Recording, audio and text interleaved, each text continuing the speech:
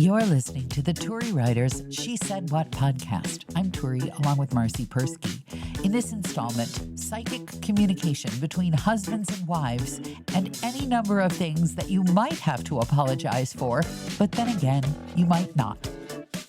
Well, I just sat down at the computer and had a nice surprise. Yeah. Yes, a bunch of people bought the audiobook, so that's pleasant. Oh. Yeah. Oh. They want to hear my voice. Yes, they do. They do. They should be listening to this too. Yeah, of course. Well, I'd like to think it's because of the podcast that they now wish to hear my voice. Can I ask you a question? Sure. Do you think, I'm only half joking here, do you think that men believe that women communicate psychically with them? Let me think. No. Okay. Well, there goes that possible excuse. Does your husband begin any kind of conversation where he has not communicated at all with the phrase, "Well, I just figured"? No, that doesn't happen around here. Okay, it's just me. It's just my house. Because I have been married to the spouse for over 3 decades, the spousal unit, and dated him for several years before that. And yet the phrase, "you must communicate," he agrees. And somehow I think he truly believes that "I just figured" means that he has communicated in some way. We have a lot of, "No, you never told me that." Oh. Instead of "I figured." You never said that. Both of us do that, like, constantly, because I think we Well, don't you pay can't hear. attention. You Well, can't yeah, hear. I can't hear. There's that. Sorry, And- what? and- Hey, what? And we're both a little, what's the word? Distracted?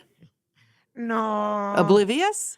Oblivious would be Inattentive? really good. Inattentive Yeah. is another good one. Yeah, after your We 2 have decades of... wandering minds. There. Yeah, for sure. After your 2 decades of marriage, approximately, and it's Yeah. impossible to believe that you're hanging on someone's every word. Yeah. We don't listen. Neither one of us. I can't blame him. I can't blame me. And I always get mad at him when he says, "Did you hear me?" Oh, God. Because it's like pointing out your disability. I know. It is. It's a disability, so he shouldn't point it out to me. No, he's being ableist. I love that word, ableist. I've been reading the aftershocks of the BAFTA Awards, which is like their Oscar awards. Yeah, the Tourette's thing. Yeah, if you've missed this, there's a show. It's being made into a movie. What is it? David shouts or just screams. David. What the heck is the name of it? It's I Swear. That's what it's called. I Swear. And it's about a guy with Tourette's, a very extreme form with Tourette's, which is, as I understand it, and explaining this not from a medical perspective, but only for the layperson, where one has uncontrollable urges to say things out loud. That's one symptom. There are other forms of it. And usually There's a TV show. that's by the guy. way, That's the called guy. Bailing Out Loud that Eve watches, and it's a girl. Oh, no, this is a different And one. it's a reality show about a girl who has Tourette's. And there's also a really bad South Park episode where Cartman pretends that he has Tourette's. Oh, dear. Just so he can yell out cuss words.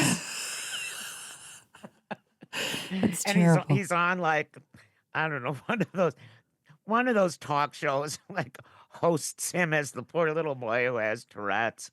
And all he does is scream out cuss words until... So it turns out that South Park was prescient, because there's this show about this guy, and he's in the audience of the BAFTA Awards. He's a white guy, which makes sense in a minute. And oftentimes, and it's weird because you would think, okay, if you have no control, how come you pick out the most offensive word and yell that? Like the 2 people giving and getting the BAFTA award I believe for Sinners, was it? Both Yeah. black men. And this guy yells out the N-word at the top of his voice, having yelled things all evening long. And then the conversation has been just wild. Like, should he apologize? He can't help it. Are they being ableist to say something to him? Do you owe an apology for something that you did that you can't control? There's also, too, part of that controversy is that people are mad at the BBC for not censoring that out because the show was taped. Yes, that's what I was coming to that. They edited out some political statement that some other recipients made. They claimed it was for time. And why didn't they edit this out? And of course, now they have. But I was amazing all the different perspectives on whether, aside from the should they have edited out thing, the perspective on do you owe an apology for something, which is really offensive on its face, but if you have no control over it, like for example, and to me, it just seems obvious.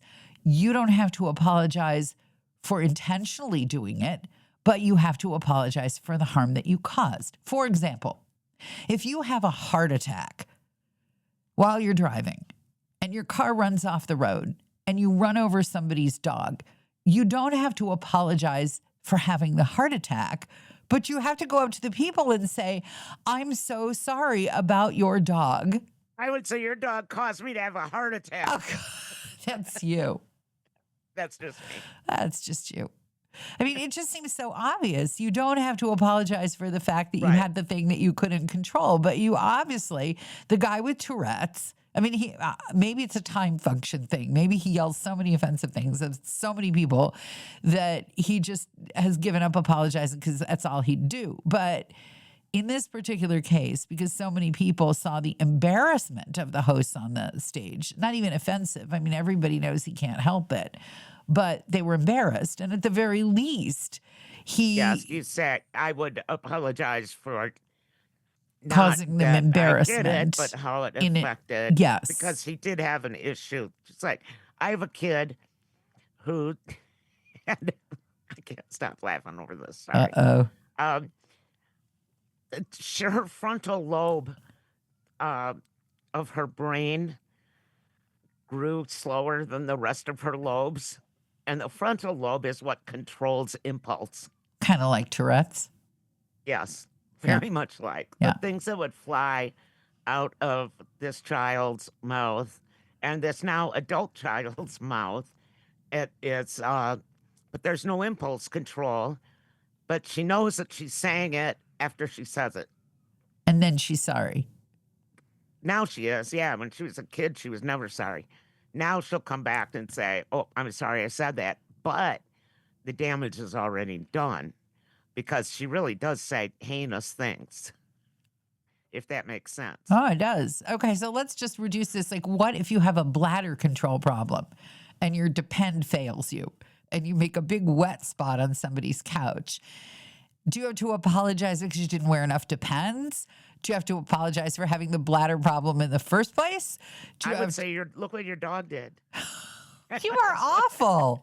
I am trying for once in this podcast to take on a...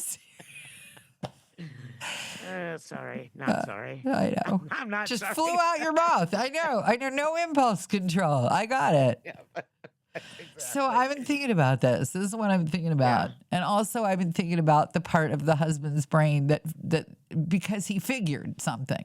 Like he has not... Okay, so we have, as you know, these little rental apartments, and one of them we didn't put this in. There were these fiberglass sinks you could put in, and it cracked. And so he went and got another sink, and it apparently was put in with some kind of weird measurement. So the sink we bought couldn't work, so he fixed the crack, and then it's cracked again. So definitely a new sink, and we're now on the third sink that has been purchased specifically to replace the sink with the crack. And I said to him, because the sink just arrived, and I said, did you let the tenants know the sink has arrived? And he said, oh, I'm going to let them know when the repair guy can go put it in. And I said, this is a communication thing. Again, like just the dog's going nuts. I'm just letting the foster dog go nuts. So everybody knows what I'm living through. So you know what I'm living through. It's incessant and driving me crazy. Anyway, the sink has arrived. I tripped over twice already. It's right in the front hall. And I said, well, you need to let the tenants know that it's here. And he said, well, when the guy can come and put it in. And finally, I think I have a way of explaining it to him. I said, do you know how when you buy something, it says, your order has been placed. And then it says, your order has been shipped. And then it says, your order is on the truck. And then it says, estimated time to your delivery is blah, blah. And of course, all of it is bull, but you feel better.